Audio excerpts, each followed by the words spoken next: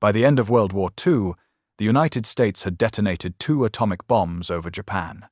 They were the only nation to successfully build, test, and deploy a nuclear weapon during the war. This wasn't luck or a simple scientific breakthrough. It was the result of a 6-year race that transformed nuclear fission from a laboratory curiosity in Berlin into the most destructive weapon humanity had ever created. 5 nations entered this race: the United States, Nazi Germany, the United Kingdom, the Soviet Union, and Imperial Japan. Each recognized the strategic implications. A single bomb could destroy an entire city. Whoever built it first could win the war. This video examines every major wartime nuclear program using 5 criteria: scientific understanding, industrial resources, technical progress, political support, and organizational cohesion. Only one nation possessed all 5 ingredients.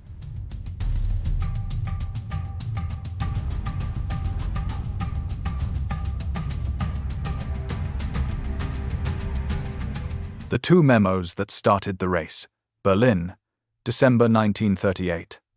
Otto Hahn and Fritz Strassmann split the uranium atom. They couldn't explain what they'd found: traces of barium, an element half the size of uranium. They wrote to their exiled colleague, Lise Meitner. Meitner, a Jewish physicist who had fled to Sweden, went for a walk in the snow with her nephew Otto Frisch.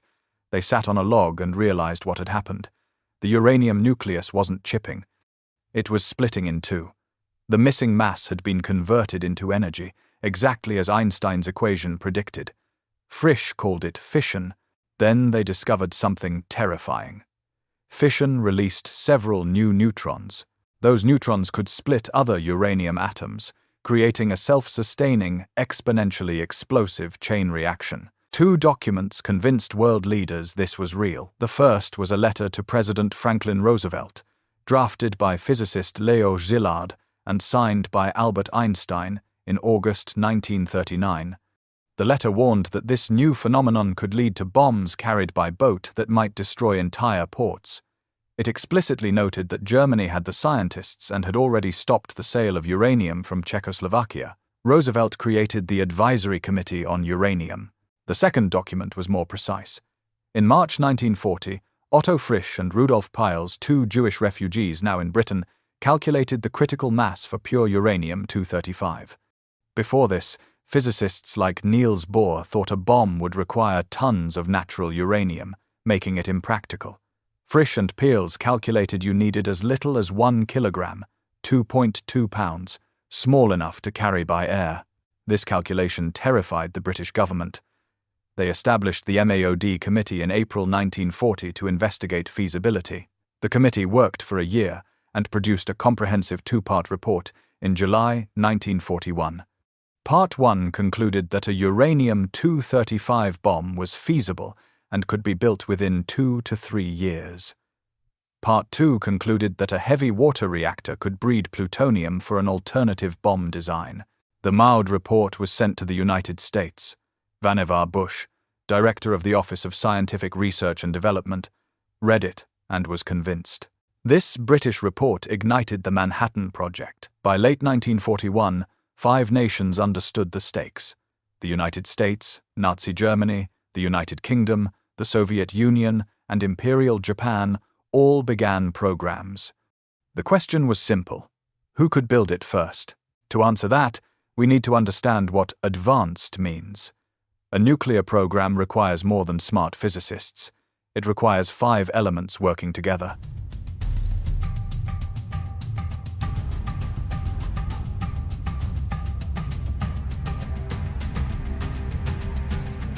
Pillar 1, the science. Who had the brains? Nuclear fission was discovered in Germany. The Frisch-Peierls calculation came from Britain. The first reactor was built in America. The Soviet Union had strong theorists. Japan had one brilliant physicist. But having the science right means more than one breakthrough. It means depth, a bench of world-class minds who can solve problems no one has encountered before. Let's compare. The United States assembled the greatest concentration of scientific talent in history. This was possible because of a unique advantage: the refugee crisis. Nazi Germany and Fascist Italy had expelled Jewish scientists and political dissidents throughout the 1930s. Those refugees became the core of the American program. Enrico Fermi fled Italy in 1938 after his Jewish wife faced persecution. He had won the Nobel Prize in Physics. At the University of Chicago, he built the world's first nuclear reactor. Leo Szilard and Eugene Wigner were Hungarian physicists who had escaped to America. Szilard was the first to theorize a nuclear chain reaction. Hans Bethe was a German-born physicist who fled the Nazi regime. At Los Alamos, he led the theoretical division and calculated neutron behavior, energy yields, and critical masses. Otto Frisch and Rudolf Peierls were Austrian and German physicists who had fled to Britain and calculated that a bomb required only 1 kilogram of uranium-235. Both joined the Manhattan Project after Britain merged its program with the American effort. Klaus Fuchs was another German refugee. He was a brilliant physicist, specializing in implosion theory and also a Soviet spy. This European core was supported by America's own best minds. J. Robert Oppenheimer was the scientific director of Los Alamos. He wasn't the most accomplished physicist, but he possessed a unique combination of intellectual brilliance and leadership. Ernest O. Lawrence was a Nobel laureate who invented the cyclotron. His work on electromagnetic separation led to the calutron used at Oak Ridge. Arthur Compton was another Nobel laureate who headed the metallurgical laboratory at the University of Chicago. Richard Feynman was a young theorist who worked at Los Alamos solving problems faster than his seniors. The Manhattan Project didn't just have a few geniuses, it had a deep bench. When one physicist hit a dead end, another found the solution. Nazi Germany started with the undisputed best physicists in the world. Fission was discovered in Berlin by Otto Hahn and Fritz Strassmann. Werner Heisenberg was arguably the greatest living physicist. Germany had a strong tradition in chemistry and nuclear research. But Germany made a fatal mistake. The Nazi regime's Deutsche Physik movement rejected relativity and quantum mechanics as Jewish physics. This ideological purge expelled the scientists who would have made the difference. Lise Meitner, who correctly interpreted the fission results, was Jewish and forced to flee to Sweden. Albert Einstein left Germany in 1933. Leo Szilard, Hans Bethe, Otto Frisch, Rudolf Peierls, Eugene Wigner, and John von Neumann all fled. These men became the intellectual core of the Manhattan Project. Germany expelled them. Heisenberg remained, but he was isolated. He lacked the deep bench the Americans enjoyed. Worse, he made a critical technical error. Physicist Walther Bothe tested graphite as a neutron moderator and concluded it absorbed too many neutrons. Bothe was wrong. He tested impure graphite. The boron impurities absorbed neutrons, not the graphite itself. Enrico Fermi, working in the United States, sourced ultra-pure graphite for Chicago Pile 1, and it worked perfectly. Heisenberg's reliance on this flawed test led him to commit the entire German program to heavy water, creating a dependency that would cripple them. The United Kingdom had brilliant scientists. The Frisch-Peierls memorandum proved the bomb was feasible. The MARD committee brought together James Chadwick, who discovered the neutron, and Mark Oliphant, an expert in nuclear physics. The MARD report was comprehensive and detailed. It was the blueprint that convinced the Americans to go all in. Britain's science was world-class.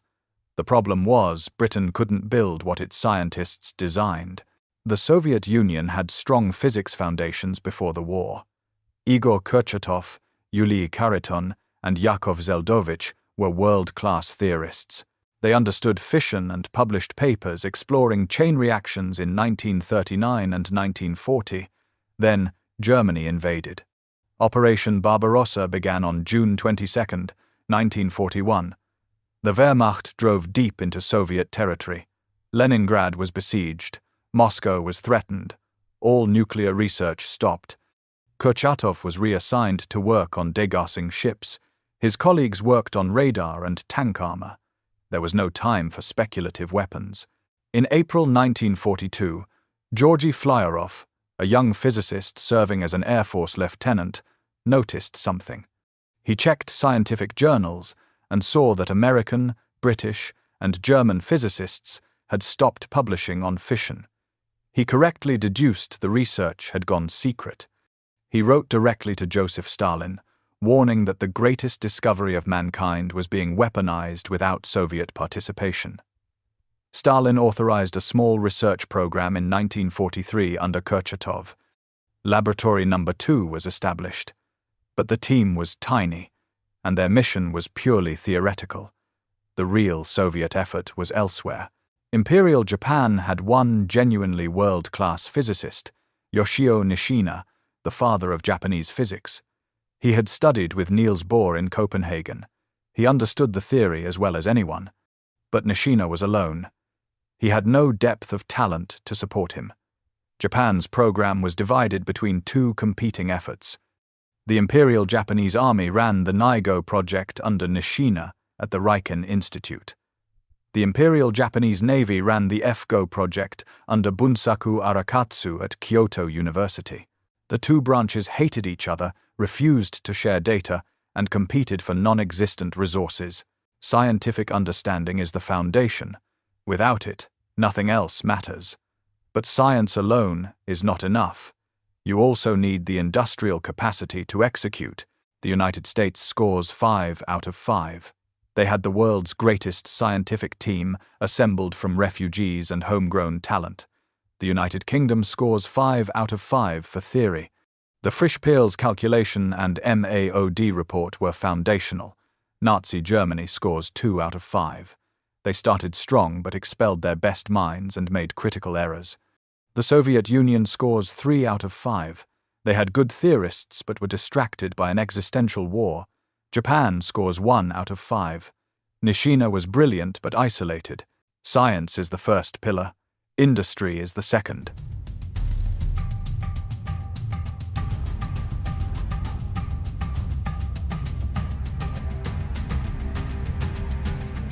Pillar 2. The industry. Who had the factories? A nuclear program is 90% industry, 10% science. Understanding fission is one thing, building enrichment plants, reactor complexes, and bomb assembly facilities is another. This requires money, concrete, steel, electrical power, uranium ore, and most importantly, geographic security. You can't build secret cities if enemy bombers are destroying your factories. Let's compare. The United States was untouchable. Protected by 2 oceans, the American industrial base was the largest in the world and completely safe from bombing. The Manhattan Project built 3 secret cities from scratch. Oak Ridge, Tennessee, was the uranium city. Construction began in 1942 on a 59,000-acre reservation. By 1945, 75,000 people lived there. Most had no idea what they were building. Oak Ridge's purpose was enriching uranium. Natural uranium is 99.3% uranium-238 and only 0.7% uranium-235. Only U-235 is fissile. The bomb required uranium enriched to over 80%. 3 separate plants pursued 3 different methods. The Y-12 plant used electromagnetic separation with calutrons based on Ernest Lawrence's cyclotron design. The magnets required 14,000 tons of silver borrowed from the United States Treasury because copper was in short supply. The K-25 plant used gaseous diffusion. It was the largest building in the world at the time, a U-shaped structure with each leg half a mile long. Uranium hexafluoride gas was pumped through thousands of stages of microporous barriers. The S-50 plant used liquid thermal diffusion for initial enrichment. At its peak, Oak Ridge consumed 1/7 of all electricity generated in the United States. 1/7. The entire enrichment effort used more power than Philadelphia, the nation's 3rd largest city. Hanford, Washington, was the plutonium city. Construction began in 1943 on a 600-square-mile reservation along the Columbia River. 50,000 workers lived there. Hanford's purpose was breeding plutonium. The B reactor, the first full-scale plutonium production reactor, was designed by DuPont and built in 18 months. Uranium slugs were irradiated, converting uranium-238 into plutonium-239. After irradiation, the slugs were transported to remote chemical separation plants operated by remote control due to lethal radiation. Los Alamos, New Mexico, was the design laboratory. In 1942, it was a remote boys' school on a mesa. By 1945, 6,000 people lived there. Los Alamos was where theory became hardware. Scientists designed two bomb types: the gun-type bomb using uranium-235 and the implosion bomb using plutonium. The Manhattan Project cost $2.2 billion. In today's currency, that's approximately $34 billion. No other nation could afford this. Raw materials were also critical. The United States secured high-grade uranium ore from the Shinkolobwe mine in the Belgian Congo and from Canada. They controlled these sources early, preventing Axis access. Nazi Germany had a strong industrial base before the war, but it was vulnerable. German factories were targets for Allied bombing. The Ruhr Valley, Germany's industrial heartland, was hit repeatedly. Germany's nuclear program faced a more specific problem. Heisenberg's decision to use heavy water as a moderator made the entire program dependent on one facility: the Norsk hydro plant at Vemork, Norway. Heavy water is deuterium oxide. Producing it requires separating deuterium from hydrogen through repeated electrolysis. The Norsk hydro plant was the only industrial-scale heavy water facility in the world. After Germany occupied Norway in April 1940, they took control of the plant and ordered increased production. British intelligence learned of this. Winston Churchill authorized operations to destroy it. In November 1942, Operation Freshman failed when both gliders carrying British commandos crashed. In February 1943, Operation Gunnerside succeeded. 9 Norwegian commandos infiltrated the plant, placed explosives on the heavy water production cells, and destroyed them. The commandos escaped on skis. In November 1943, the United States 8th Air Force bombed Vemork with over 100 B-17 bombers. By early 1944, the Germans decided to transport the remaining heavy water stock to Germany. On February 20, 1944, Norwegian resistance sank the ferry Hydro in Lake Tinn. The heavy water went to the bottom. Germany's nuclear program was starved of its critical resource. They never accumulated enough heavy water to make a full-scale reactor critical. They also had limited access to high-grade uranium ore. Germany's industrial score: 1 out of 5. They had factories, but they were vulnerable to bombing. They depended on a single plant for heavy water, and that plant was destroyed. The United Kingdom was under siege. German bombers hit London and industrial cities every night during the Blitz. The economy was strained.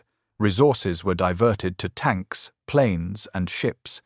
Britain was fighting for survival.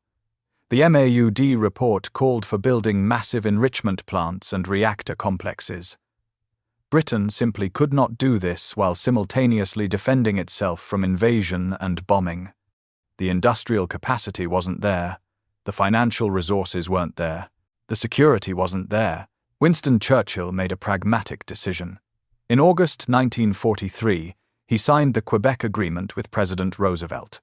The British Tube Alloys project was formally merged with the Manhattan Project. Britain would send its scientists to America. In return, Britain would share in the results. Britain's industrial score: 1 out of 5. They had the knowledge but lacked the resources and security to build. The Soviet Union was a battlefield. Operation Barbarossa devastated the Western USSR. Factories were destroyed or evacuated east of the Ural Mountains.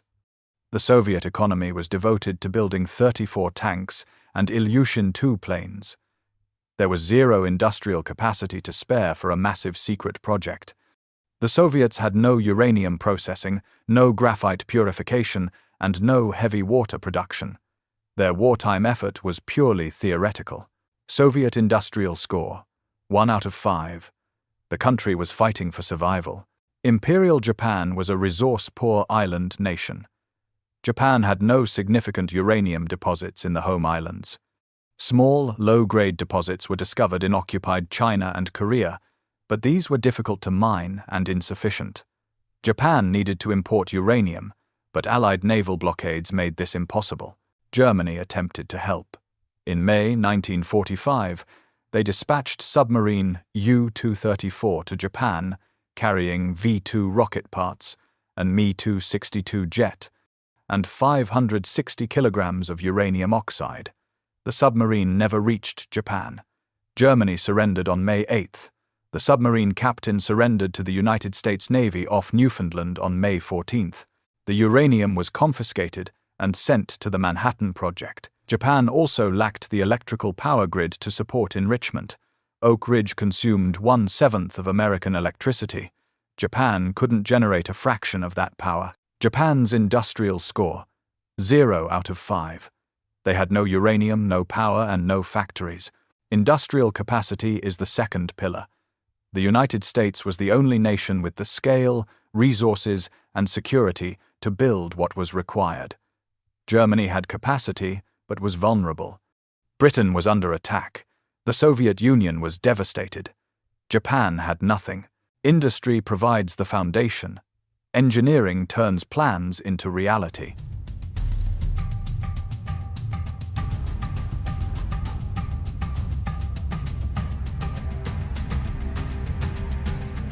Pillar 3, the engineering. Who made it work? Theory and factories mean nothing without engineering execution. A nuclear program requires solving problems no one has solved before. How do you separate isotopes that are chemically identical? How do you build a reactor that doesn't melt down or fizzle out? How do you detonate a plutonium bomb faster than the speed of sound? Engineering is where plans meet reality. Let's compare. The United States pursued 2 paths simultaneously: uranium enrichment and plutonium production. This redundancy was expensive but guaranteed success. Path 1 was uranium enrichment. Natural uranium contains only 0.7% uranium-235. A bomb requires over 80%. Separating isotopes is difficult because U-235 and U-238 are chemically identical. The only difference is mass, 1.2 to 6%. The WWII plant used electromagnetic separation. Uranium was vaporized and ionized. The ion beam passed through a powerful magnetic field. Lighter U-235 ions curved slightly more than heavier U-238 ions. Collectors caught the separated isotopes. Each calotron required constant adjustment. Operators, mostly young women recruited from rural Tennessee, monitored gauges and turned dials to keep the beam stable. They worked in shifts around the clock. They didn't know what they were separating. The K-25 plant used gaseous diffusion. Uranium was converted into uranium hexafluoride gas. The gas was pumped through barriers with microscopic pores. Lighter molecules passed through slightly faster. Each stage increased concentration by a tiny fraction. Thousands of stages were needed to reach bomb-grade enrichment. Uranium hexafluoride is corrosive. Developing barriers that could withstand it required materials science breakthroughs. The S-50 plant used liquid thermal diffusion. A column of liquid uranium hexafluoride was heated on one side and cooled on the other. Convection currents and thermal diffusion caused lighter isotopes to concentrate near the hot wall. All 3 methods fed into each other. By July 1945, Oak Ridge had produced enough U-235 for the Little Boy bomb. Path 2 was plutonium production. Plutonium doesn't exist in nature. It has to be bred in a reactor.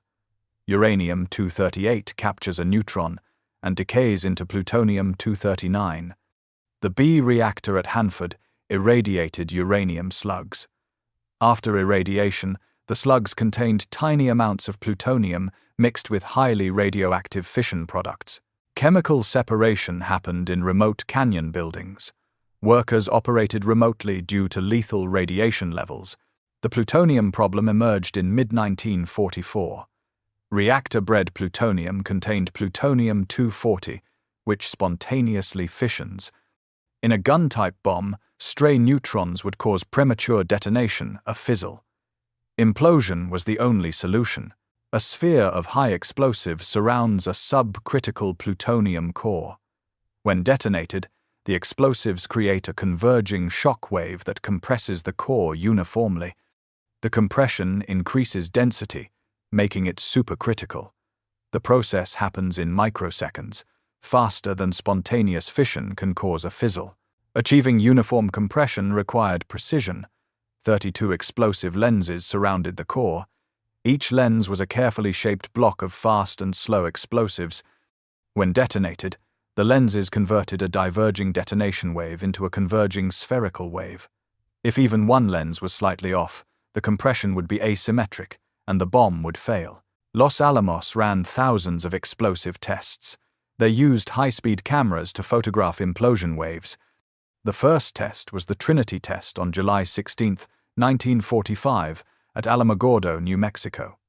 The device detonated with the force of 22,000 tons of TNT. The implosion design worked. The United States pursued both paths because they didn't know which would succeed first. By pursuing both, they guaranteed success. American engineering score, 5 out of 5. They executed 2 independent bomb designs, both successfully. Nazi Germany never achieved criticality in a reactor. Their entire effort was a series of small-scale pile experiments.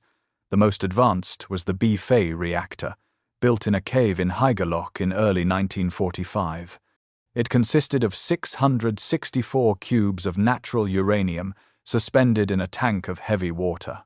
Calculations showed it needed 50% more uranium and heavy water to reach criticality. They ran out of materials.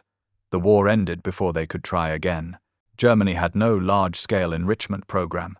They had a few experimental centrifuges, but nothing remotely comparable to Oak Ridge. Because they never achieved criticality, they never produced plutonium.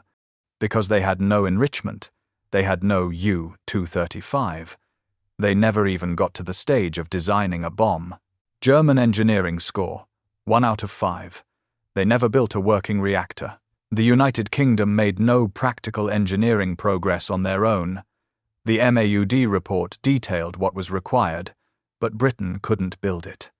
British scientists who joined the Manhattan Project contributed significantly to American engineering efforts, but Britain had no independent technical achievements during the war.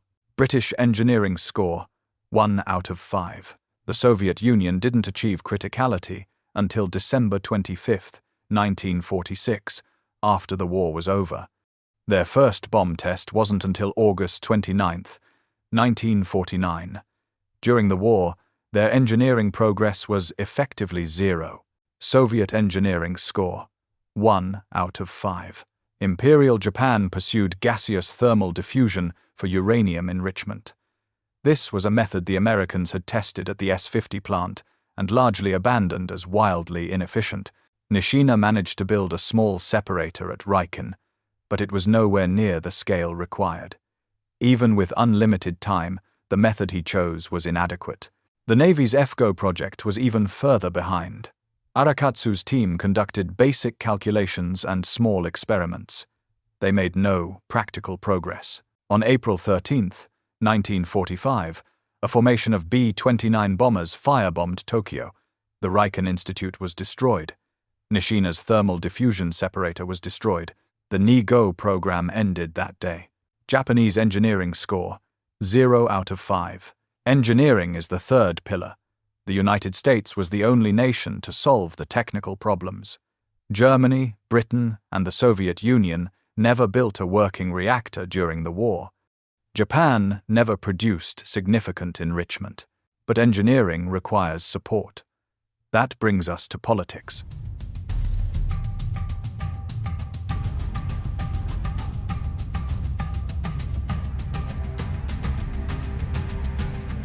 Pillar 4. The politics. Who had leadership commitment? A nuclear program requires political will. The head of state must believe the bomb is possible, prioritize it above other war efforts, and commit vast resources with no guarantee of success. Scientists can't build a bomb if the government won't fund it. Let's compare. The United States had unwavering political support from the top. Franklin D. Roosevelt authorized the Advisory Committee on Uranium in October 1939 after receiving the Einstein-Szilard letter. By 1941, British intelligence confirmed through the MAOD report that a bomb was feasible. Roosevelt escalated. He authorized Vannevar Bush to pursue a full-scale program. In December 1941, Japan attacked Pearl Harbor. America entered the war. The nuclear program became a top priority. Roosevelt gave the project the AAA priority rating. This was the highest wartime designation. It meant the Manhattan Project could commandeer any material, any labor, and any factory it needed, ahead of every other military program. If the Navy needed steel for a destroyer and the Manhattan Project needed steel for a diffusion plant, the Manhattan Project won. This priority was extraordinary. The United States was fighting a two-front war against Germany and Japan.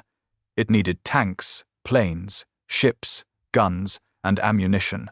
Diverting resources to an unproven weapon was a gamble. Roosevelt took it. General Leslie Groves later said that without the AAA rating, the project would have failed. He couldn't have built Oak Ridge, Hanford, and Los Alamos without the authority to override competing demands. Roosevelt died in April 1945 before the bomb was completed. Vice President Harry Truman became president and had not been briefed on the Manhattan Project. Secretary of War Henry Stimson informed him shortly after his inauguration. Truman continued Roosevelt's policy without hesitation. He authorized the Trinity test. After the test succeeded, he authorized the use of atomic bombs against Japan. American political score: 5 out of 5. Roosevelt and Truman provided unwavering support and gave the project everything it needed. Nazi Germany started with interest but lost it. Adolf Hitler was briefly intrigued by nuclear weapons, but he lacked scientific understanding. In June 1942, Werner Heisenberg and other scientists met with Albert Speer, the Minister of Armaments. This was Germany's equivalent of the moment when Roosevelt authorized the Manhattan Project. Heisenberg failed to sell the bomb. He gave a lukewarm academic assessment. He said a bomb was theoretically possible but would take years and require massive resources. He couldn't guarantee success. He didn't emphasize the strategic implications. He didn't make the case that Germany's survival depended on it. Speer and Hitler decided to fund weapons with immediate impact.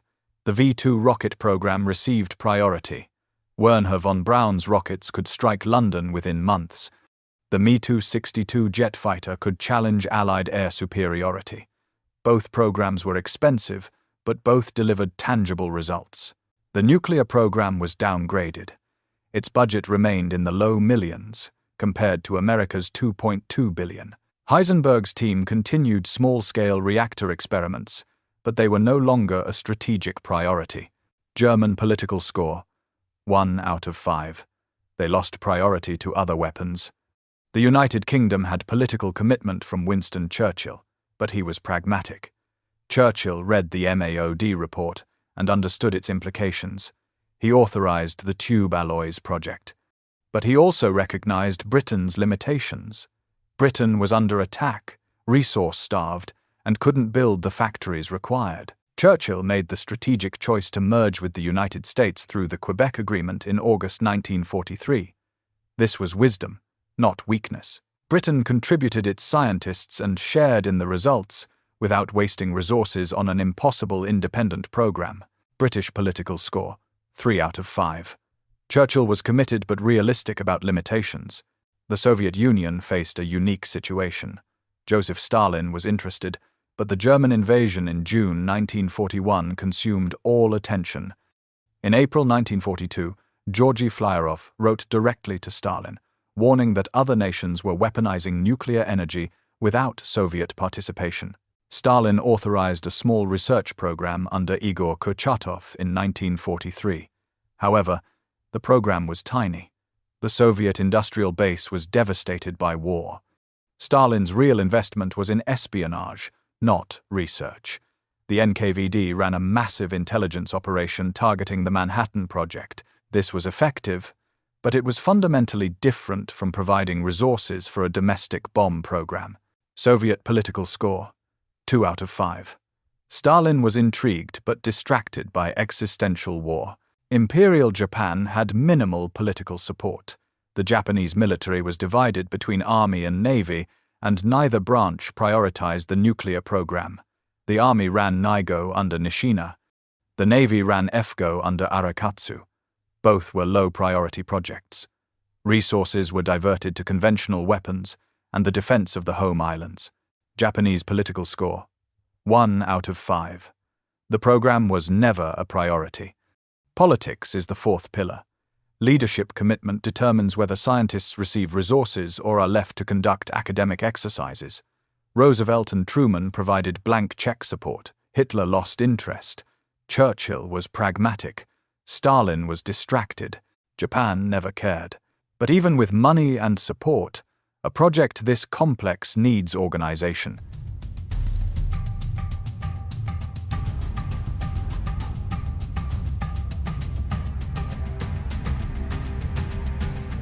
Pillar 5. The organization who had unity of command. A project with 3 secret cities, 130,000 workers, and a $2 billion budget requires unified leadership. Competing factions, bureaucratic infighting, and fragmented authority guarantee failure. Someone has to be in charge. Let's compare. The United States had unified, decisive leadership. The key figure was General Leslie R. Groves. Groves was a career Army Corps of Engineers officer. He had just finished overseeing construction of the Pentagon, the largest office building in the world. In September 1942, he was promoted to Brigadier General and assigned to the Manhattan Project. Groves was demanding, abrasive, and brilliant. He worked 16-hour days and made decisions quickly. Scientists found him difficult, but they admitted he got things done. Groves had absolute authority. He controlled the budget, the priorities, and the personnel. When he needed something, he got it. The AAA priority rating gave him this power. He selected the sites for Oak Ridge, Hanford, and Los Alamos. He chose the contractors. He coordinated with the Army, Navy, and civilian agencies. He managed security. He reported directly to Secretary of War Stimson and, through him, to President Roosevelt. Groves's most important decision was selecting J. Robert Oppenheimer as the scientific director of Los Alamos. Oppenheimer had no administrative experience and had leftist political associations. Army intelligence flagged him as a security risk. Groves overruled them. He interviewed Oppenheimer and recognized his unique combination of intellect, charisma, and vision. Oppenheimer proved Groves right. He recruited the best minds in physics and kept them working together despite intense pressure. Los Alamos was isolated, secret, and filled with egos. Oppenheimer held it together. The partnership between Groves and Oppenheimer was the project's organizational secret weapon. Groves handled the industrial, logistical, and political side. Oppenheimer handled the scientific and human side. Neither interfered with the other's domain. They trusted each other. The Manhattan Project had one clear chain of command. All decisions flowed from Groves. There was no infighting between the Army, Navy, and Air Force. Compartmentalization maintained security. Workers at one plant had no idea what other plants were doing. American organizational score: 5 out of 5. Nazi Germany had no unified leadership. The program was split between competing factions. Werner Heisenberg led a team in Leipzig and later Berlin. He was Germany's most famous physicist, but he was arrogant and dismissive of practical engineering. Kurt Diebner worked for the Army Ordnance Office and ran a separate reactor program at Gotto. He was more of an experimentalist but lacked Heisenberg's theoretical brilliance. The two groups disliked each other and competed for the same limited resources. The German Post Office ran its own nuclear research program under Wilhelm Ohnesorge. This group pursued fringe ideas and contributed little. These factions hoarded information. They competed for uranium and heavy water. They reported to different bureaucratic chains. There was no General Groves to cut through the dysfunction and impose order. After the war, 10 German scientists were interned at Farm Hall, England. Their conversations were secretly recorded. When they heard the BBC announce the bombing of Hiroshima, Their first reaction was disbelief. Over the following days, they reconstructed what the Americans must have done. Physicist Horst Korsching summed up Germany's failure. The Americans are capable of real cooperation on a tremendous scale. That would have been impossible in Germany. Each one said that the other was unimportant. German organizational score, 0 out of 5. The United Kingdom had efficient organization through the Mode Committee. The committee brought together the right scientists and produced a comprehensive report. The merger with the Manhattan Project was well managed. British scientists integrated smoothly into the American effort. James Chadwick led the British mission and served as an advisor to General Groves. British organizational score, 4 out of 5. The MAOD committee was efficient, and the merger was well executed. The Soviet Union had a small wartime research program under Igor Kurchatov, but the real Soviet effort was espionage. The NKVD under Lavrenti Beria ran a highly effective intelligence operation. They successfully recruited scientists, engineers, and technicians inside the Manhattan Project. The most valuable recruit was Klaus Fuchs. Fuchs was a German-born physicist who had fled to Britain and joined the Tube Alloys Project. When Britain merged with the Manhattan Project, Fuchs joined Los Alamos. He worked in the theoretical division on implosion. He had access to complete bomb designs, critical mass calculations, and detonation mechanisms. Fuchs passed everything to his Soviet handler, Harry Gold. Theodore Hall was a young American physicist at Los Alamos who also passed data to the Soviets. David Greenglass, an army machinist, provided crude drawings of bomb components. Together, these spies gave the NKVD a comprehensive picture of the American program. The Soviet espionage operation was unified under Beria and brutally effective. It wasn't a domestic research program, but as an intelligence operation, it was the best in the world. Soviet organizational score, 5 out of 5, but only for espionage. Imperial Japan had the worst organization of any program. The Imperial Japanese Army ran NIGO under Nishina at R.I. Ken. The Imperial Japanese Navy ran FGO under Arakatsu at Kyoto University. The Army and Navy hated each other. They refused to share data. They competed for non-existent resources. They actively undermined each other's efforts. This rivalry was endemic in the Japanese military. The Army and Navy had separate budgets, separate procurement, and separate strategies. They couldn't agree on how to fight the war, let alone how to build a bomb. There was no equivalent to General Groves. There was no unified command. The two branches sabotaged each other while their country burned. Japanese organizational score, 0 out of 5. Organization is the fifth pillar. A project this complex needs a single leader with absolute authority. The United States had Groves and Oppenheimer. Britain had the MAOD committee and managed the merger well. The Soviet Union had effective espionage under Beria. Germany had chaos. Japan had sabotage. We've examined all 5 pillars across all 5 nations. Now we can see which countries succeeded and which failed and why.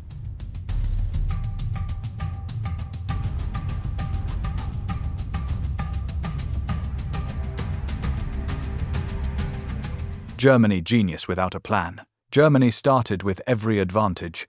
Fission was discovered in Berlin. Werner Heisenberg was one of the greatest physicists of the 20th century.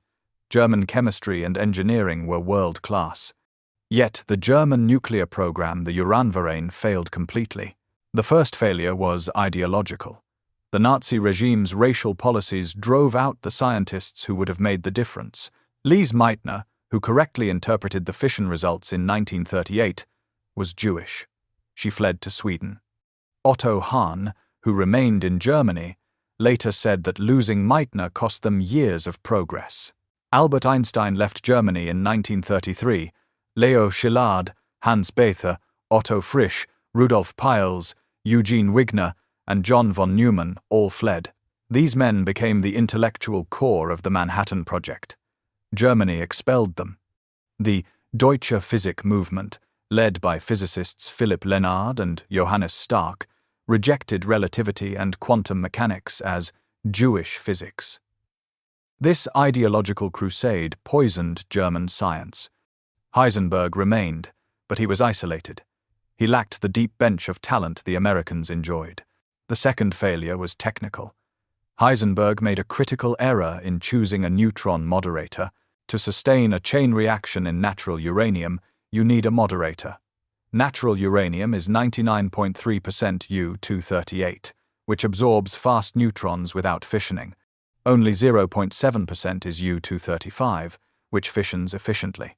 A moderator slows neutrons down. Slow neutrons are much more likely to cause fission in U-235. There are two good moderators, graphite and heavy water. Graphite is cheap and plentiful. Heavy water is rare and difficult to produce. In 1940, physicist Walther Bothe tested graphite's suitability. He concluded that graphite absorbed too many neutrons. Based on this, Heisenberg decided that heavy water was the only viable moderator. Bothe was wrong. He tested impure graphite. The boron impurities in the graphite absorbed neutrons, not the graphite itself. Enrico Fermi, working in the United States, recognized this and sourced ultra-pure graphite for Chicago Pile 1. It worked perfectly. Heisenberg's reliance on Bothe's flawed test made the entire German program dependent on heavy water. This became the program's single point of failure. The third failure was organizational. The program was fragmented and dysfunctional. Heisenberg's group focused on reactor theory. Deibner's group pursued practical experiments. The post office pursued unrelated ideas. None of these groups cooperated. They reported to different agencies. There was no unified leadership. No one had the authority to impose order, set priorities, and allocate resources. Heisenberg and Deibner disliked each other. They competed for the same scarce materials, uranium metal, heavy water. The fourth failure was political. In June 1942, Heisenberg and other scientists met with Albert Speer. Heisenberg failed to sell the bomb. He gave an academic, cautious presentation. He said a bomb was theoretically possible, but would require massive resources and take 3 to 5 years. He couldn't guarantee success. He didn't emphasize the strategic implications. Speer and Hitler decided to fund weapons with immediate impact. The V-2 rocket program received priority. The nuclear program was downgraded. Its budget remained in the low millions. By 1945, the German program had achieved almost nothing. Their most advanced reactor experiment was B-Vieth, built in a cave in Hageloch in early 1945. It consisted of 664 cubes of natural uranium suspended in a tank of heavy water. The team hoped to achieve criticality. It failed. Calculations showed the reactor needed 50% more uranium and heavy water. They ran out of materials. American forces captured the reactor in April 1945. The uranium cubes, the heavy water, and the scientists were taken into custody. Germany had the talent to win the race. They squandered it through ideology, technical errors, political neglect, and institutional dysfunction.